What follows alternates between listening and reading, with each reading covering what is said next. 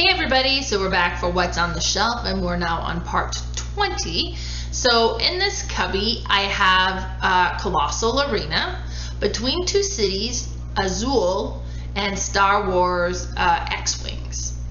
So Colossal Arena it's an interesting game. It's a Reiner Knizia game, which I'm a big fan of that designer because he comes up with so many different types of games. It's just amazing.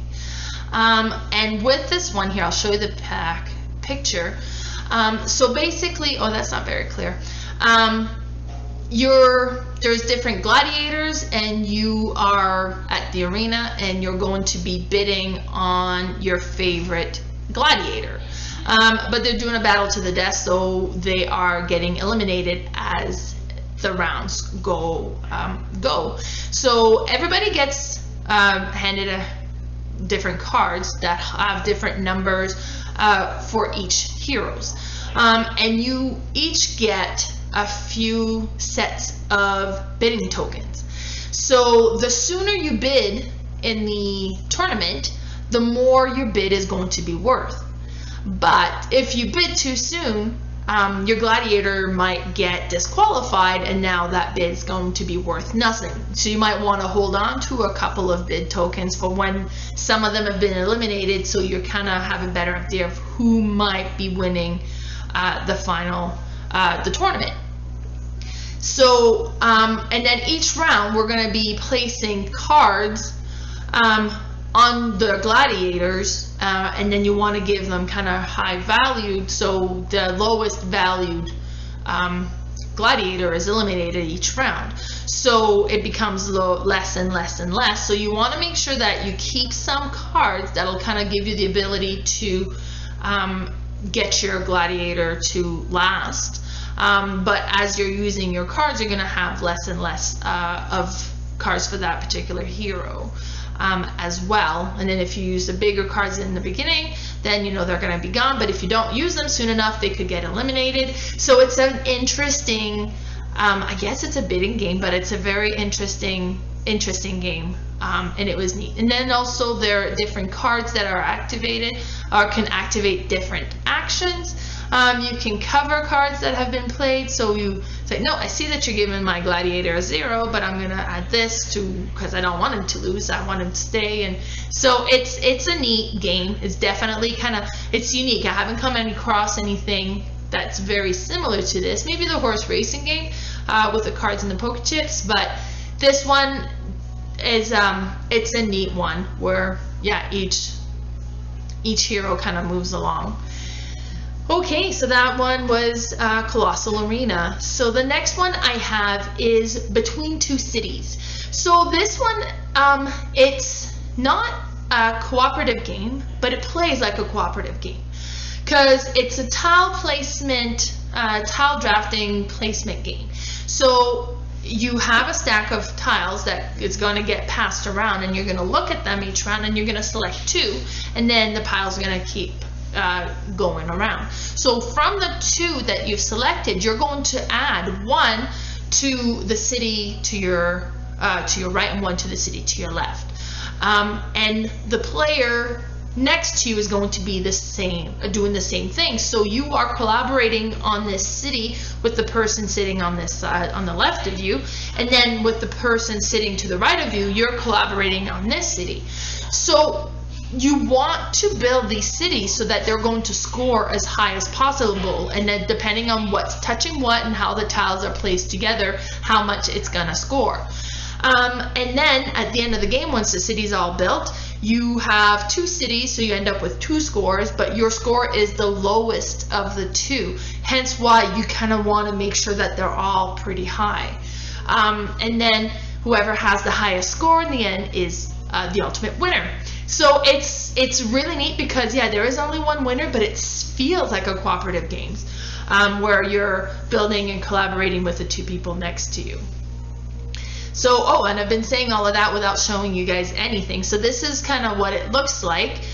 So you get the 2 tiles that you're building, that you're going to be adding to your city. You kind of build up the city, so it all has to interconnect, and depending on where things get added, how it's going to score. as well. This was a neat one. Definitely, it's a good fun one.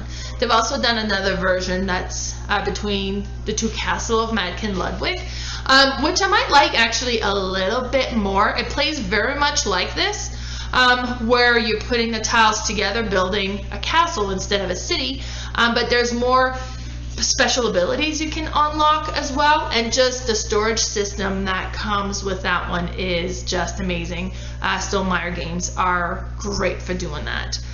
So the next game I have in my cubby is called Azul. So Azul is an abstract puzzle game, and the concept behind it is you're building a mosaic and you're collecting the different tiles to put into your mosaic. Now, the higher the tile is going to be, the less it's going to take, because they're further away, so they don't have to be as attractive. But if it's going to go along the bottom, you're going to need to use a lot of tiles to make sure you get the perfect one on the bottom, because those are the ones that are easier to view. That's how it was explained to me at one point. So every round, there's going to be 4 tiles that's going to be added to these little circles, and you're going to select a color on one circle that you want. So let's say I want the 2 red tiles, then I would move the yellow and the black tiles into the middle, and I would add the 2 red tiles onto my board. So you have each rows that you're going to add the tiles, and they're going to have to be all the same color. You can't mix and match along on the row.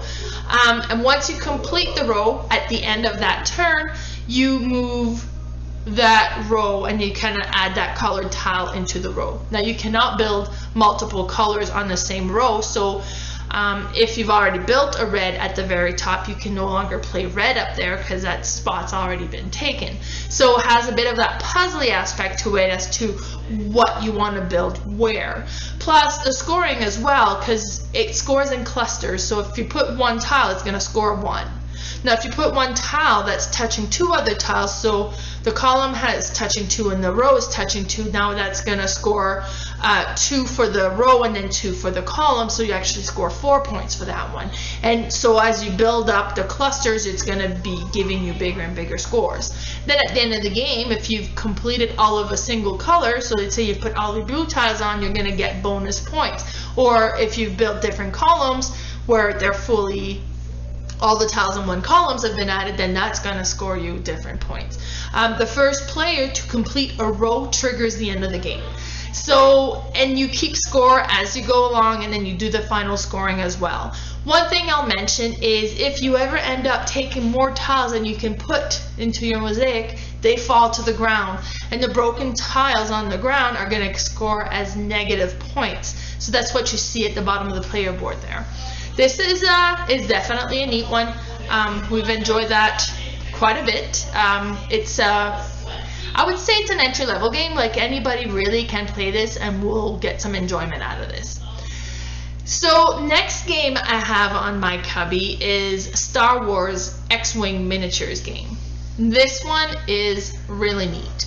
So 2-player game, and you get, you know, one person is going to be the Imperial, the other ones are going to be the Rebels, and you're battling your ships against each other. You're on outer space and you're battling.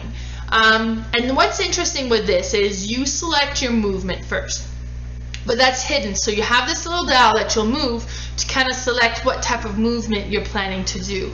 Now, the more tricky the movement, then it's gonna cost you some abilities that you can maybe do at a later point.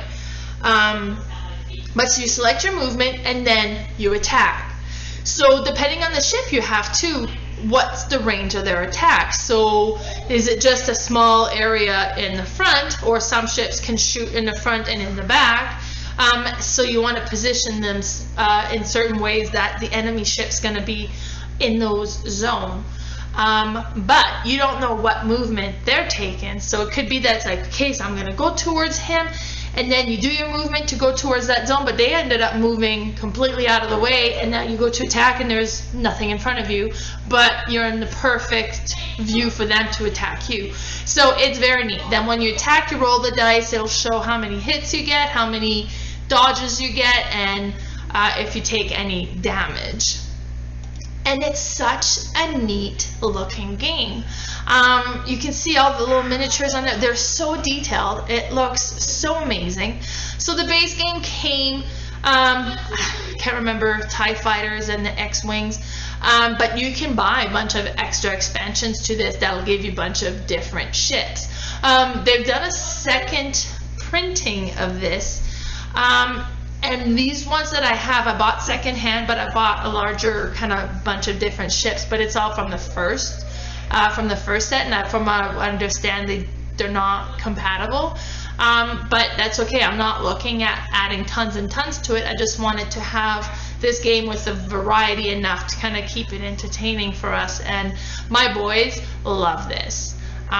Because I guess it's Star Wars and then it's battling. And this one really reminds me a lot of the tanks game that we have, because it's very similar where you move and you attack and so on.